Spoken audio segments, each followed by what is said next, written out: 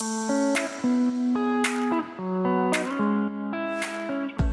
you ever wondered if it's possible to live in sync with your cycle? Do you struggle with a negative mindset around your period? Are you wondering if it's possible to be feminist and anti-birth control? We're going to explore these questions and so much more in the Managing Your Fertility podcast, because this is about helping you live a whole and full life. I'm your host and guide, Bridget, joining you in this journey of exploration related to women's healthcare, feminism, and fertility awareness. Are you ready? Let's get started. Hi, Mairead. Welcome to the show. Hi, Bridget. Thanks for having me. Absolutely. So before we jump into this topic of cycle syncing and the work that you do, I'm going to give an introduction for listeners. Mairead Suthoff is a certified athletic trainer and a certified FEMM instructor. She thrives in inspiring women to chart their cycles. Her business, Lumina Health Services, teaches women how to chart for health, body literacy, cycle syncing, and family planning, which is so awesome. Her background in sports medicine makes her particularly passionate about helping active women achieve cycle health and sync their workouts to the phases of their cycle. So super excited to jump into this topic. And before we do, Mairead, can you just tell us a bit about you and your background? I mean, we've got a little bit of a capture here in the intro, but just a little bit more of how you got into this space and learning about cycle syncing and wanting to share this message. Yes. So I was a champion Irish dancer for 15 years. So I've always been very active and love things, anything to do with the outdoors as well. So hiking is one of my favorite things to do outside. And when I went to college to get into athletic training, I knew I wanted to get into the healthcare space somehow, but I really loved the idea of working with active-minded individuals. I initially thought about getting into physical therapy, but then that kind of took me in a different direction with athletic training.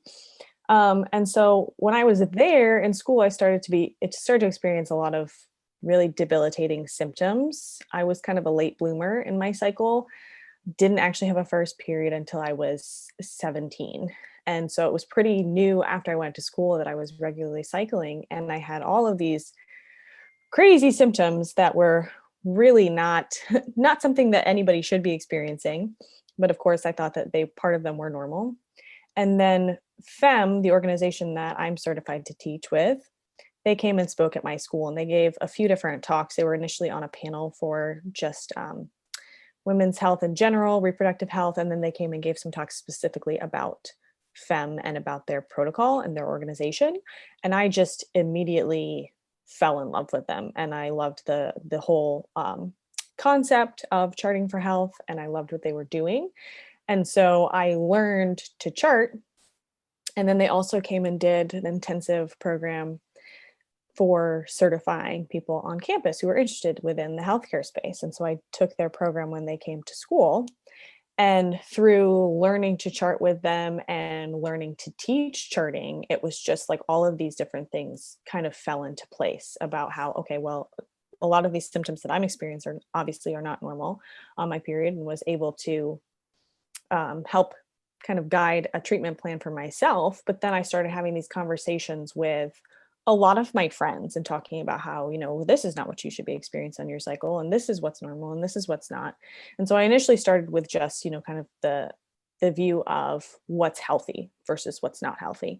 And then as I continued to chart and I started to see my cycles heal over time, and to see that big transition, I recognized little bit more of the nuances in my cycle of how I felt throughout the cycle and my energy waves, and just things that I was really interested in doing. And I kind of stumbled across a few different people who were talking about this conversation of cycle syncing. And from there, it was like, okay, well, this is really intriguing. How does one cycle sync? How do you get started on something like this? So I started to do a little bit of research, and there wasn't a whole lot out there, but the few people that were having this conversation were very interesting, and I started to implement some of these ideas into my own cycle and my own phases, and it just really clicked with me. And I've kind of been doing it ever since with different things. Not so much nutrition, but definitely I've done it a lot with exercise and with social activities and projects, and it's really fun. That is so awesome. I know I did an interview with Megan Fowler, who runs the Align Cycle, and she works as a menstrual cycle and productivity strategist, focusing a lot on work schedule and social. So it's really cool to hear how you focused in on not only exercise, but also work projects, social life, and just seeing, okay, how do I optimize my life and in conjunction with my cycle, and not just saying like, okay, my cycle's the problem, I hate my period. It's really saying, okay, how do I honor my body in this space? And how do I, actually optimize my life with it instead of just thinking, okay, this is the worst thing that's ever happened to me. Right. Well, I think you have to think about it as, it's a part of who you are, and it's not something that's happening to you. Like once you take charge of it and once you decide, okay, well, I want to get my cycles healthy and I want to recognize why my hormones make me feel a certain way, then you can start to implement those things because you understand that that is the way that you're created, and it's with good reason. And of course, you shouldn't be miserable at any point during your cycle. There are things that, are red flags, but those natural fluctuations that make you feel more inclined to socialize versus less, like that's not something that's just happening to you. That's part of your womanhood, and it's unique and it's beautiful, and you can embrace it and use it. I really like that. And how you say it's taking charge of it, it's owning it instead of saying like, oh, this is just happening to me and it's the worst. It's like, no, this Yeah. is a part of who I am. So how do I use this well and honor it well? So related to all of this, tell us about your business and what you offer to your clients. Yeah, absolutely. So I teach FEMM. I teach the protocol FEMM, which is an acronym for Fertility Education and Medical Management. And I have two different workshops currently. One of them is a focus on charting for health, and then the other one has a focus for family planning. So FEMM can be utilized as a fertility awareness method that focuses on, red flags in the cycle, what's normal for your cycle parameters versus what's not, and how can you take any of these symptoms to a healthcare professional and have them help you address them. So that workshop focuses on all of those aspects. And then the family planning workshop is essentially all those same things, but it also gives you the tools to apply this information to your family planning, which is obviously great if you're taking this into a marriage and, you're wanting to maybe have, even if you just want to have the understanding of being able to postpone conception, but, it works great as well when you're obviously actually acting it out. We've been able to postpone a couple of pregnancies and also use the same information to achieve pregnancy. So it's really a wonderful tool within a marriage to use that. But these two workshops, I have them broken up into multiple pre-recorded sessions. So people can go ahead and if they want to, they can binge all of the sessions at once and get all of that information going, and then refer back to them if they need to, as they're kind of in the thick of things, as they're beginning to chart. But then there's also a lot of supplementary information as well, a lot of small booklets and infographics, printables that people can use to review information. And then on top of that, included within these workshops is multiple sessions with me, multiple one-on-one sessions where we can catch up. You can ask me any questions you have about your charts or about the protocol in particular. And then that's where I can give you that personalized advice on, what you might need to do in terms of little tweaks to your lifestyle or your healthcare regime that can help you, with whatever you might be struggling with, or if there are any red flags within your cycle that, really do need to be addressed. I can help you figure out, okay, where should you take this information? Who would be a good provider for you? Can you work through the FEMM network, or is there somebody in your area that you can work with? And just help you to get those issues addressed. That is So so that's great. Yeah, that's primarily what I'm doing right now. And then I'm working on a few different projects, just smaller resources for people to get started, and like a Chart Your Basics course, where women who really are just completely overwhelmed with this information and have no idea where to turn, where they should turn to, they can get an understanding of the very basics to chart, especially when it comes to, things like cervical mucus, and then have an introduction to essentially all the different methods that are out there. What are their options? And, if they don't want to chart with the FEMM protocol, where could they go after that? So that's one of the things that I'm working on currently. That's so awesome because it's so needed for women to feel that and to know that they have options, and just to have that, I think, through you, especially as a certified FEMM instructor, to say, here's what I offer. Here are also other options if you find that this might not be a good fit for you. And then I think too, just the courses that you offer and identifying that, this isn't just something for married couples. This is for every woman to do, but we can break that down so you have that tailored information that's tailored to your lifestyle Right. and where you're at right now. Are you single? Are you married? Are you engaged? So that's fantastic. Um, Exactly. so let's get into it a little bit more with cycle syncing for individuals listening and they're thinking, okay, this sounds really cool, but what the heck does that mean? Can you give us an overview of what cycle syncing is? Yes. So essentially, I like to break it down in this way. You think about your cycle and the ups and downs that you see. It's really kind of a blueprint for switching up your lifestyle and your routine to those phases. So it's not something that's like a hard and fast rule that you can say, in this phase of the cycle, you have to do X, Y, and Z. And in this phase of the cycle, you have to eat X, Y, and Z.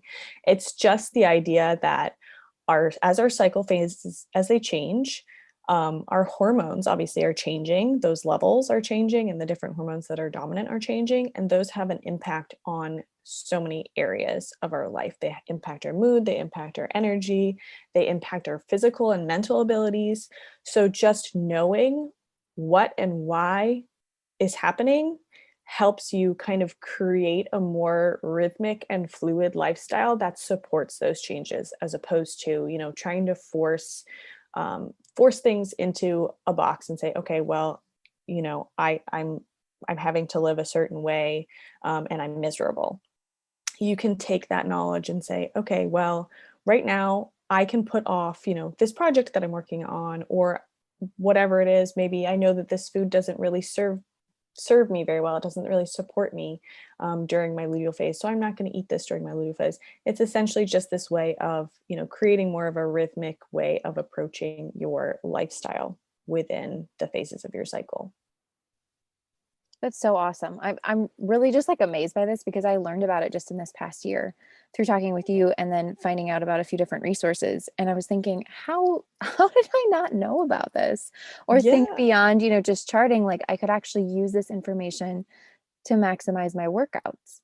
Yeah. And just like how powerful that information is for us to have as women, so that we're not finding that we're just like slugging through a workout, which I know I so often did. And often, I knew, okay, I'm on my period, so this run might be a little bit harder, but just, I didn't even think like, no, I'm, instead of running, let's choose something different, or let's see, like, how am I feeling? If I feel like this is a great day to do a run, awesome.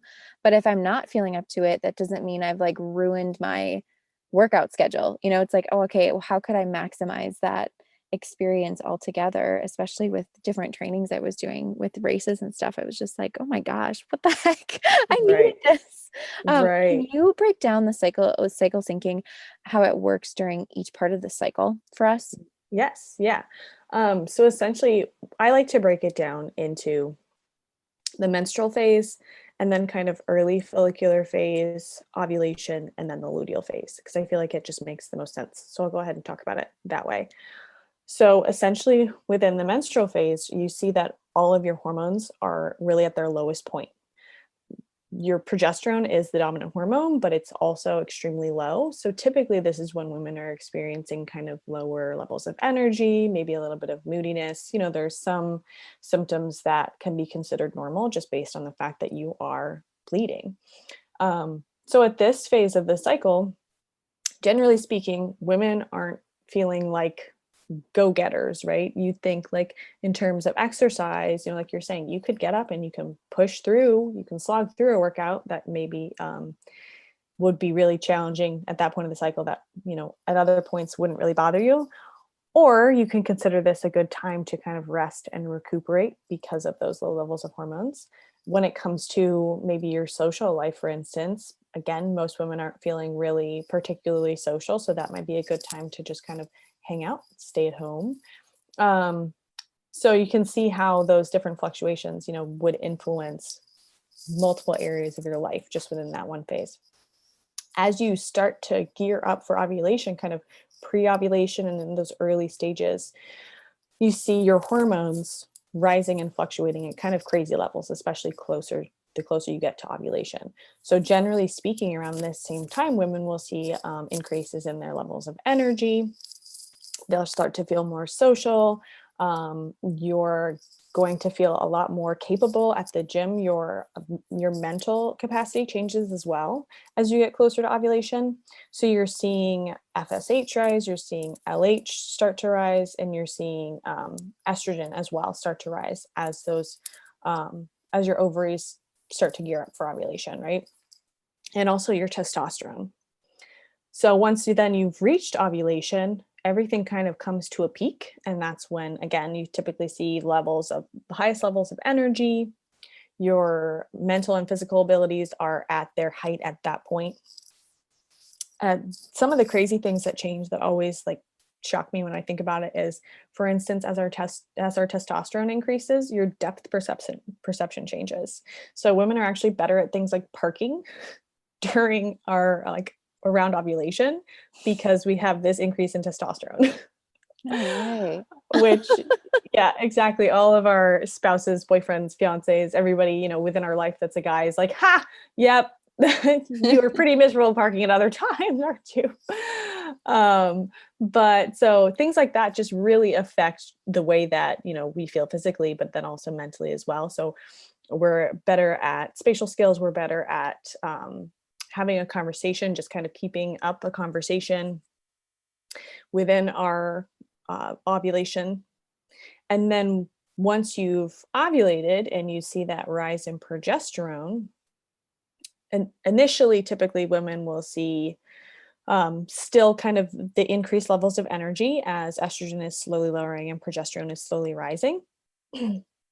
So it's not like an immediate drop off, but typically towards the end of your luteal phase, after about a week or so, once progesterone has reached its peak and then starts to decline, you will once again see those decreasing levels of energy and a little bit more introverted aspects, when it comes to social life and wanting to socialize and have conversations with people.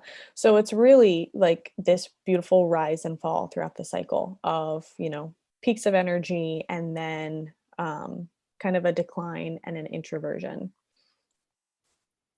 Our bodies are so incredible to be able to shift like this, and just the depth perception aspect. I'm still hung up on that. I can't believe that that's something that happens to us. Again, it's like just those little things that we realize, like how important our hormones are, and just to have a good understanding of our hormonal health, and also to take care of our hormonal health if there are issues, because it's like just fascinating how everything is so interconnected and working together to really make impact in other areas of our health too.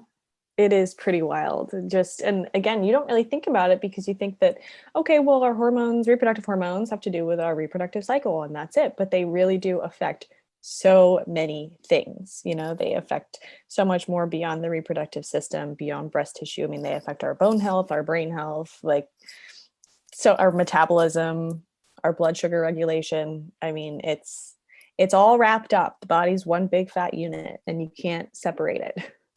I think that's the biggest thing, is just seeing that separation with reproductive health. We've really tried to put it in this little box and saying, okay, but this is the untouchable. This is the thing that we can't talk about, or, we're taking away women's rights. We have this like really false dichotomy and understanding of how this works, when it's like, no, it's integrated. It's a part of who we are. And those hormones are integral, like you just said, to other parts of our body and how it functions. Like you can't really separate it. Yeah. And if you try to, you're usually needing, supplemental help with your hormones, because you really need that system and functioning. Exactly. So do you find cycle syncing to be something that's growing in popularity or growing in knowledge and common knowledge for women? Or do you think this is still very much in its early stages for women to understand that this is a possibility and a reality for them? Both. I think that it's definitely, there's a lot of people that are talking about it more, but because there has not been much in the way of research, or even, when you hear about cycle syncing, you hear about the concept. First of all, you can't really cycle sync without a knowledge of your cycles. So while women might be aware of this, until they have a working understanding of the reproductive cycle and what's their normal, they're not really able to do much with it. So there's that aspect of it. But then also because of that, there isn't a whole lot of experimentation because, like I was saying, that it's really a blueprint, right, for your life and your cycle, because all of our cycles are completely unique. And you can't say that, you can break the cycle down into the 28-day cycle, and you can, give a little bit of a guideline to how you can cycle sync, but until you apply it to your own cycle, you're not really able to experiment and see what works for you. And that's really where I think the rubber is going to meet the road. When you start talking about cycle syncing, it's great to have that out in the world. And I do think there are more people who are having this conversation and finding it to be a really fascinating subject. But until they're able to apply it to their lives, we're not really going to get anywhere in terms of, how well does this work within lifestyle, within nutrition, within exercise. A lot of it's speculation based on what we know on how the hormones affect us. So yeah, it's a little bit of both. It's definitely a fascinating conversation, and there are more women within the fertility awareness space who are experimenting here and there, but it's also kind of overwhelming. When you think about, okay, there's so many different things that I can apply this to. And some of the big ones obviously would be nutrition and exercise. And there are a lot of ways that you can, start to experiment, but it's making that decision of, okay, well, what do I want to start with? What, is going to be the most effective for me? So I think that's where we really need more support, is in people, giving those kind of basic guidelines on, okay, well, this is what it is. This is how you do it. And now here's a good suggestion on, getting started in this area. And that's one of the reasons that I really particularly tried to hone in on cycle syncing exercise, because I love it and I think it works extremely well.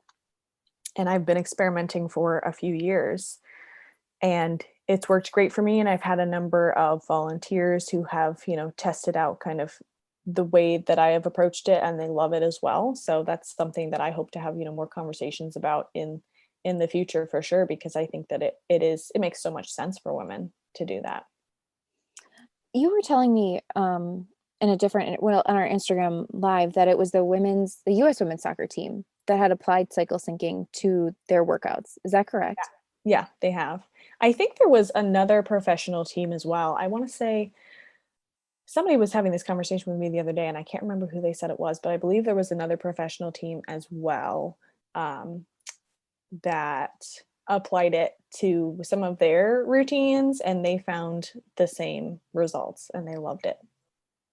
Which is so great to hear, and seeing that it's starting with professional teams, but we also have that on an individual level, just to be able to see the different arenas that it can be applied to. It's not something that, oh, this is going to be too challenging or too unrealistic, that a professional team is using it to be able to help their players really enhance their performance, but then also on an individual level, how we can do this to be able to help shift our workouts. And I think it's so important what you said, that yes, you can have like a framework and say, okay, sure, for a 28-day cycle, but really you want to be creating the blueprint for your own cycle.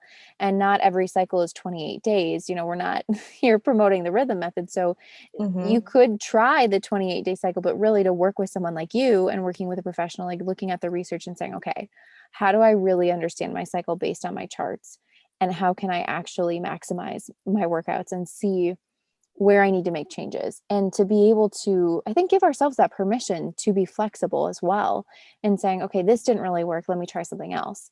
I know another individual that I've spoken with on this, and she totally maximized her running workouts. She's pregnant with baby number 6, I think. Oh, wow. And just in the process of cycle syncing in the past few years, she said her goals in running have totally changed, and how she takes care of her body and being a busy mom. And I was like, this is so great to hear.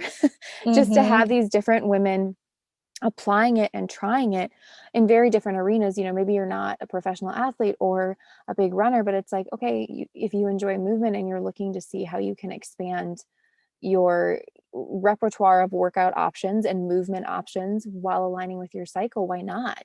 Yeah. Do you think, oh, go ahead. I just want to add something real quick to that, because I think this is really important. Mm-hmm. My husband used to be a personal trainer. through college and early after graduation. And he was great at it. He loved it. He's kind of an all-star athlete. And when I was coming up with some of these concepts for cycle syncing exercise, he was a super helpful resource for me. But one of the things that he asked about a lot was, okay, well, what is the goal with this? You know, you have to have some sort of goal. And when you're talking about, obviously, you know, a sport, whether that's in college or professional, you know, or you have maybe a meet that you're training for or some sort of event, there's your goal, right? And that makes a lot of sense. But maintenance is also a goal. Being healthy is also a goal. And I think that when we have this crazy, like male dominated world of athletics and fitness, it's really difficult for women to keep that in mind and to think like, okay, I can take a break because this doesn't feel good for my body. Or I don't have to, you know, be PRing like personal record, breaking my personal best with, you know, X amount of runs in a month or with X amount of lifts within, you know, a certain training spree. Like it doesn't have to be that same kind of goal oriented type of routine. And I think that's super important. And that's one of the reasons that I love this concept of cycle syncing exercise, because it really does take into account, like, we are so different from men and we don't have to have those same goals. And in fact, in a lot of ways, it's really not good for our bodies and it's not good for our health. Like, does that mean that you can't go out and you can't be, you know, doing things like triathlons or, you know, going to powerlifting meets? Like, absolutely not. You can totally go out and you can crush those goals. But just keeping in mind that, like, you can have a very different approach to fitness compared to your male counterparts. And that's okay. I'm so glad you brought that up because it's really reminding me of Dr. Stacy Sims, who's a researcher, speaker. She's an expert in cycle syncing and talks about this. And she wrote a book, Roar, and also talks about women are not small men.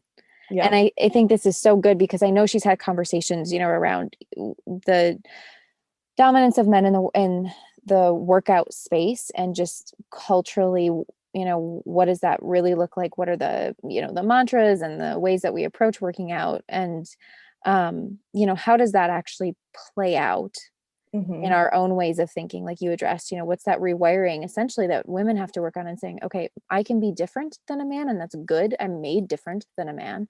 I'm built differently. I have different hormones in play. So how do I maximize for my own body and not saying, okay, you know, like you said, it's almost like that PR hustle culture within working out and seeing how much you can push, how hard you can go every single time. Otherwise, it's not a successful workout. Right. And it's such a narrow approach to a workout.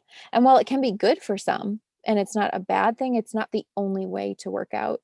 And you can still challenge yourself by honoring your body too and recognizing, okay, these are what's going on in my hormones in my body. How do I need to transition or shift this so I have a good workout experience and I'm meeting those goals or I'm maintaining my health. And obviously there's a lot there to be said, but I think it's really important to remember that because we've seen such a male dominant culture within the workout space that I think oftentimes women are really trying to fit into instead of saying, what does my workout need to be on an individual level, but then also to recognize as a female, my body is built differently. You know, and what are my goals to do that? I know I personally got really into weightlifting and I love it, but I know there were times where it was just like, okay, I need to push harder. I need to lift more. I need to be tracking all the time. And it was like, well, okay, but is this actually like, is this what I actually want to do? Or am I doing this because I think it's the right thing to do? Because obviously I want to, you know, I have, you know, goals around building more muscle or doing pull-ups and being able to accomplish those or something like that. But it was very much going in for every workout thinking I got to go hard. Even during those times in my cycle that I look back on now and go, I was so wiped, like pushing really hard and lifting super heavy probably wasn't the best. I should have done something more restorative or like stretching based or slower movement or like a Pilates just to like honor where my body was at, but also so it felt good because there were times where like lifting didn't feel good and I was like, I'm so wiped. I just need to be done. Oh my gosh, yes. And I started doing that. Like, I have been strength training for a long time as well, and I've loved it. And my husband was the one who got me into it. But it wasn't until I started to apply these concepts to my strength training routine that I started to see, honestly, some of the best gains that I've ever experienced. So it's really important to remember too that regardless of who you are, whether you're male or female, like your body does need to rest.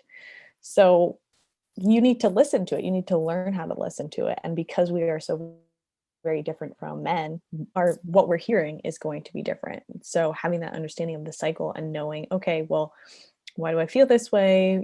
Is this going to be a good approach to exercise for, this phase of the cycle?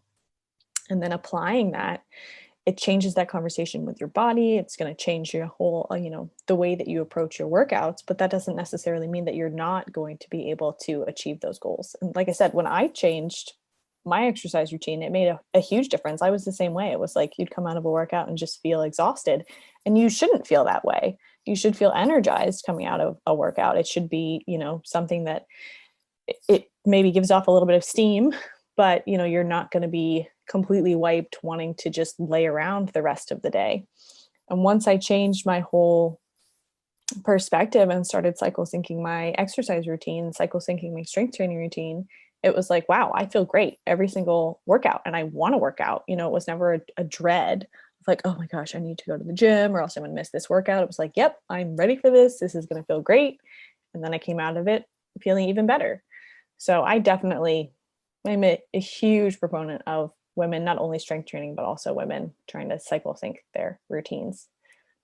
Do you think, just based on what you said, do you think that cycle syncing can really help with that guilt and that mindset, that, oh, I just need to do this workout? Like, especially for women, I'm thinking who hate going to the gym or hate working out.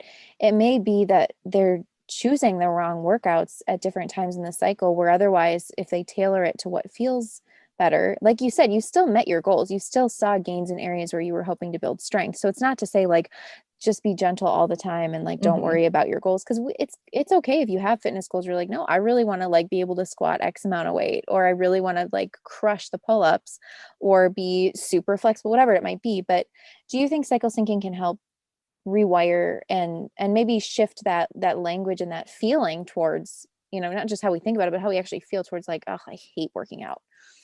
Yes, absolutely. I think the whole conversation of just, how much our cycles change us, the different phases change us, it's going to change our approach, obviously, to exercise and so many other things. But I do think that, yeah, there's a lot of women who just feel this pressure to be exercising regularly.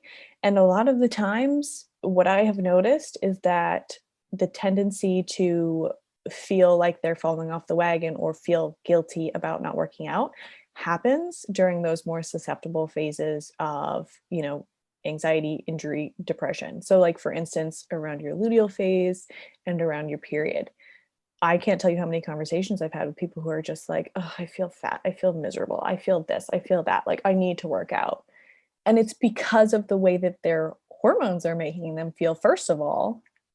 But then, also just this kind of susceptibility to, things that naturally occur within that phase of the cycle. So for instance, like your luteal phase and your menstrual phase, women tend to see a little bit of bloating and an increase in their, in the late luteal phase, an increase in their metabolism and an increase in their caloric intake, because their metabolism has risen and their body is interested in eating more because of the potential for a baby. So, they're kind of combining these things and thinking, oh my gosh, I'm eating like pig. I feel fat. I feel gross, but they're tired. So then they go and like whip themselves at the gym, and then they just feel miserable because they've done too much. So it's this terrible cycle of, I don't feel very good. I need to do something to make myself feel better, but I'm just still miserable while I'm doing that. And they haven't approached it in a healthy way. They haven't approached their mindset. They haven't approached their exercise routine in a healthy way. And it's really just not contributing to, the health of their cycle or the health of their like attitude towards exercise. So yeah, absolutely. I do think that it has a big impact. I love the example that you gave. I think that's really helpful. I mean, I know I've totally said this, like, oh, I feel fat, I feel bloated, I feel gross.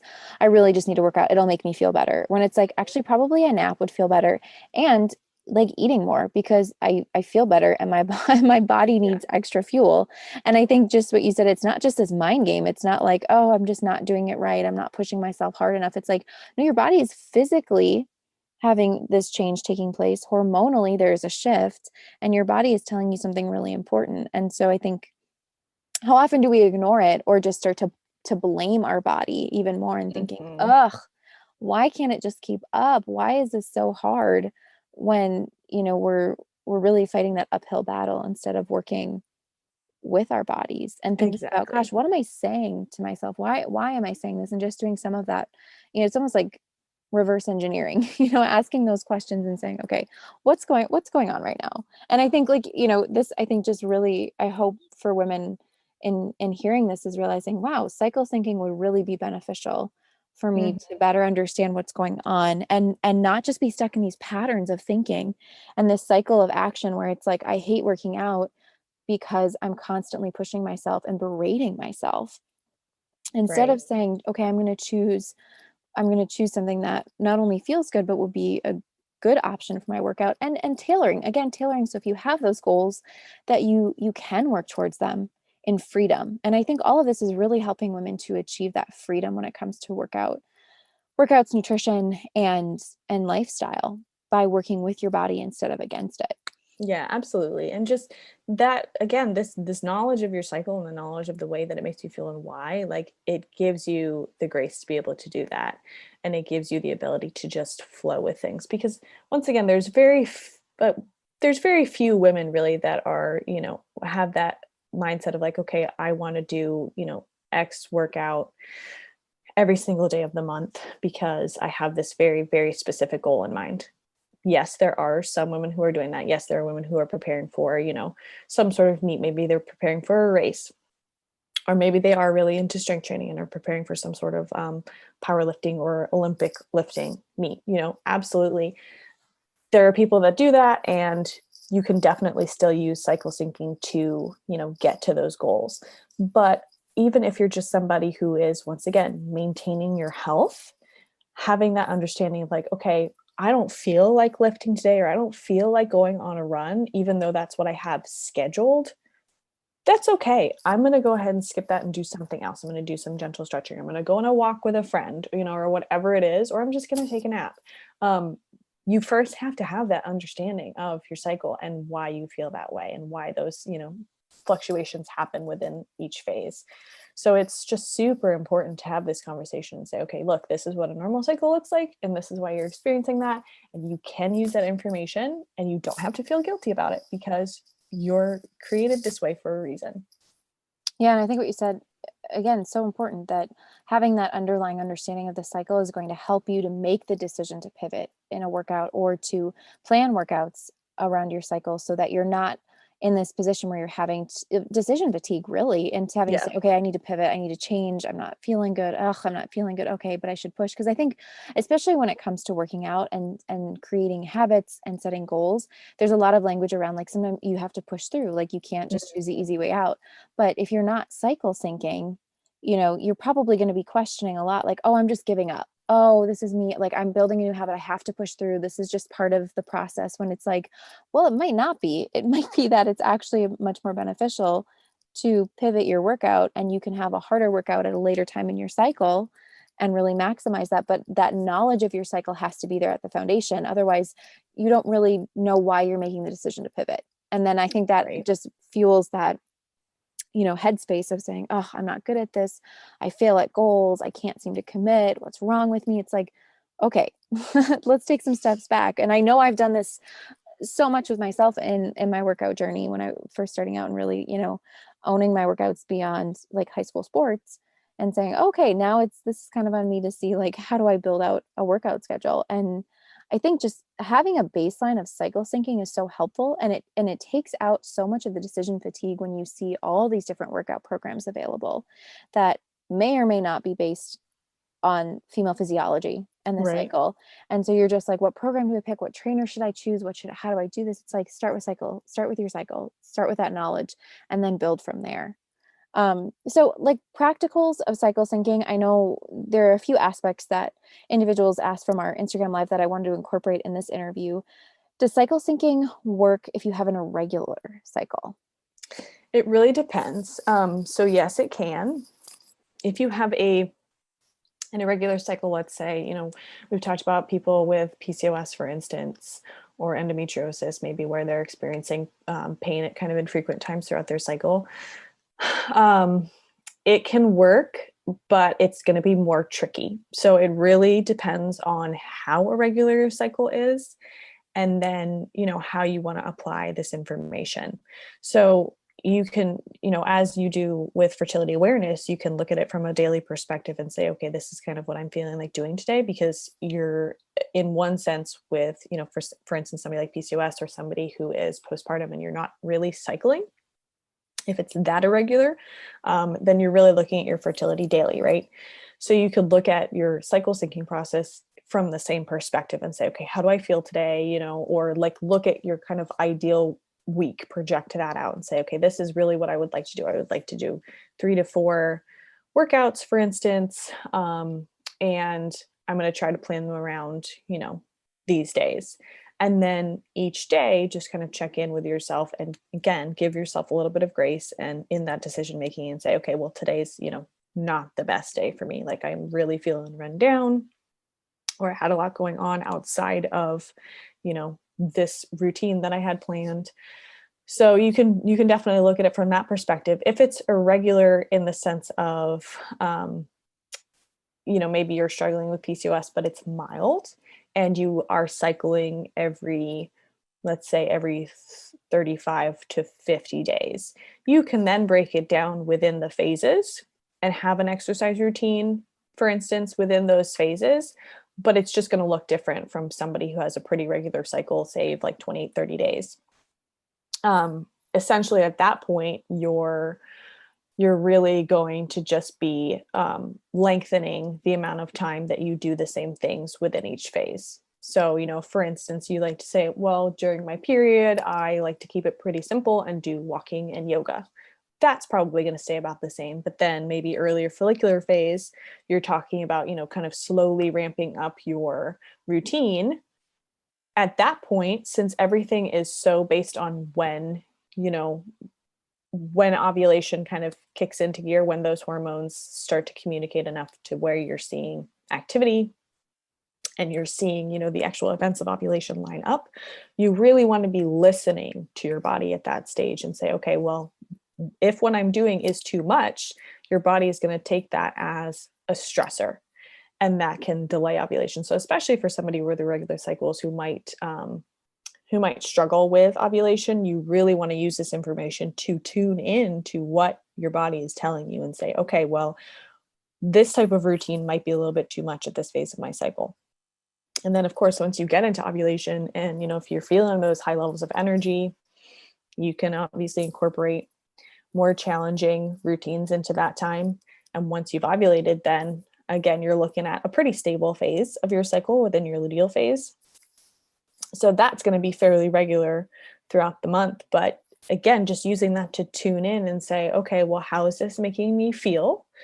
And approach it from the perspective of, this type of routine is meant to support you. It's meant to help you with your health, not be a hindrance. So use that information to do that. But yeah, in terms of somebody who isn't really having much of a cycle, that would really be more of a daily check-in from my perspective. Okay. And you talked a little bit about this with postpartum. What about breastfeeding? Is cycle syncing a challenge with breastfeeding at all, or does that not really impact it? I mean, it would be about the same. So once again, if you're not cycling yet, it would be a matter of, the same thing of somebody who's postpartum, really early postpartum, and wanting to get back into things.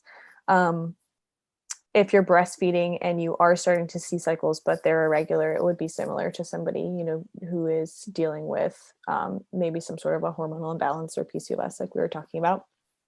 But it can be done. It's just going to be you'd have to be much more flexible with it. Essentially, it's not going to look the same as having a regular cycle. What about, okay, so someone else had asked about menopause on Yeah. the other end of the spectrum. Again, I think all of that really is going to be very similar. And once again, it comes down to, what does it look like for you? What are your cycles? How are they unique? And, what are you dealing with? What are your goals in particular?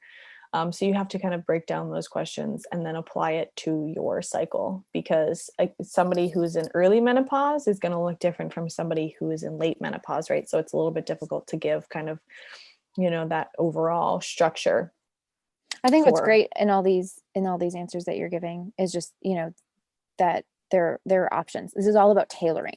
It's tailoring to your specific season in life and your cycle and where that's at and what's going on. So it's not necessarily like there's a blanket statement answer. It's like it's possible in all these different phases, but really, like you had said earlier, it's about that blueprint for your particular cycle, your particular experience, your body, your hormonal health, which I think is so great. So final area, can you cycle sync on birth control? I know a few people had asked that from our Instagram live, and I wanted to bring that into this podcast conversation. Yes. Yeah. Again, so yes and no. You can cycle sync on birth control in the sense of, if you're seeing a regular bleed and you have about, that 28-day cycle, which is typically right what you see if you're on the pill. You can definitely go through the phases and apply the same principles, but you're not going to be getting really any of the same benefits because your cycle has been shut down, right? You're not seeing that communication between your brain and your ovaries, and you're not experiencing those hormonal fluctuations. So yes, you can quote unquote cycle sync, but it's not going to have the same benefits as somebody who is going through a regular cycle and experiencing those natural hormonal fluctuations. And that's really the real reason that you would apply this information. So yes, go ahead, give it a chance. And, it might work out great for you. And even just having that fluctuating routine can be really helpful because of how, we're cyclical beings as women. And having that mindset is a kind of a great way to approach things in general as a female. But once again, it's not going to have the same benefit as somebody who is, naturally cycling and seeing those ups and downs, those hormonal ups and downs. Because like you were saying, there isn't necessarily a hard and fast blueprint for each person. But when you break it down into the cycle phases, that's when you can get more specific and say, okay, during the menstrual phase, when you're bleeding, lower levels of energy, kind of keep things a little bit more low key. You're not feeling quite the same spurt of energy as you do later on. So you can apply, certain concepts to that phase of the cycle that are going to look different compared to ovulation, for instance, when, all of your hormones, your estrogen, testosterone, for instance, are at their height. And that's when women feel the most energy. You're able to recover fastest. You're able to really move the most weight, for instance, around ovulation. Those principles apply to the phases, but then you have to figure out, what do your phases look like? And what's the length that I'm seeing approximately? And how can I apply that information to my specific cycle phases? That's awesome. That's really helpful. And then, okay, last question. Any books that you would recommend or podcasts so an individual can keep learning, or just to give I think just more information beyond our interview if they're like, wow, I really want to know even more. Yeah. Well, you had mentioned the book Roar by Dr. Stacey Sims. That's a great one if you're looking into just talking about cycle syncing exercise in particular. But if you want to learn more about just the concept of cycle syncing, really, Alyssa VT is an excellent resource. She has a couple of different books. Woman Code is one of her books, and then In the Flow is a newer one that I actually haven't read yet, but I've heard that it's an excellent read. And then Gabrielle Lichterman has a book called 28 Days, and she's actually the woman who kind of pioneered the concept of cycle syncing. I believe in the 90s was when she started looking into it, and she's a journalist. But so those are some good resources if you're trying to dip your toe and get an idea of what it means to cycle sync and how you can apply it to different areas of your life. And if you're particularly interested in exercise, then Roar is a great resource for that. And I'm hoping to have some more resources, hoping to share my cycle syncing strength training routine this summer if I can get myself going with that. But otherwise, I don't know of any podcasts. Unfortunately, I haven't heard of any that talk too much about cycle syncing. I'm sure there are probably a few out there, certainly a couple episodes, but I'd have to look into that more and do a deep dive into the podcast world and see if I could discover some. But now there's this one. Exactly. I was just going to say, well, it sounds like something you need to start. So this is great. Thank you so much, Mairead, for being on the show and just talking more about cycle syncing and how it works and just really giving a good breakdown. I think this is going to be an awesome episode. I know it's a longer one, but I think it's really helpful for individuals who, have probably heard the term or have, seen professional teams talking about it and they're like, what the heck is that? Oh, it's probably for a professional athlete, not realizing, no, this is something that every woman can do. So really grateful for your knowledge, and your business will definitely be linking to your work in the show notes so that individuals can reach out to you if they'd like to work with you. I think it's so great to actually have someone on who's also in the space of working individually with clients and offering courses, so that there's a really great practical actionable step for individuals to take after they listen. So thank you so much. Thank you for all the work that you're doing. And we'll definitely link to everything in the show notes that we discussed, as well as the books and recommendations that you gave, so individuals can definitely learn more. Yes, so exciting. Well, thank you so much for having me, Bridget. This has been great. Thank you so much for listening. Please subscribe, share with your friends, and help expand the conversation around women's health. If you'd like to learn more about fertility awareness, visit www.managingyourfertility.com for more information, resources, guides, and so much more.